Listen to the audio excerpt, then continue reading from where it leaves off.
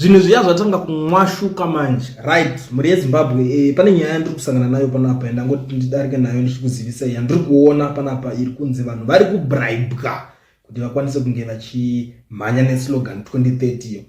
Panapa ndiri kusangana nevakomana veChildren of Zimbabwe War Veteran Association, ndo vari kubudisa vari kuti Zanupf Mashonaland West Youth League bribed with high funds to endorse 2030 illegal unconstitutional presidential and parliamentary term extension. This comes as Zanupf prepares for October annual conference to be held in Bulawayo.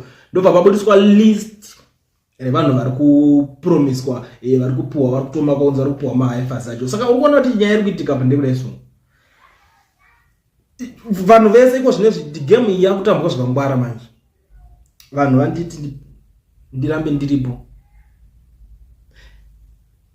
Vanhu vacho ndivanani utonototi vanhu vari kuwana mabenefits so that munhu kana achingazopuwa something, because to be very honest with you hakuna munhu anozongobuda achikwanisa kungosupporta munhu asina chamupa, because anenge asiri sure kuti kwakasazondipa zvandiri kubuda zvacho. Saka panapa ndo nyaya iri kutoitika, nyaya iri kunetsa panapa.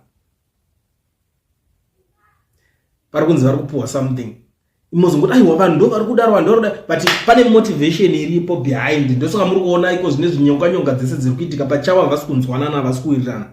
It's because of these things zvese zviri kuitika. Iro list iro handisi kunanga mazita evanhu, but ndo zviripo muri yeZimbabwe zviri kutaurika panapa. Amen. Munoionawo senyaya akomana ini ndakatarisa vanhu ava kapa.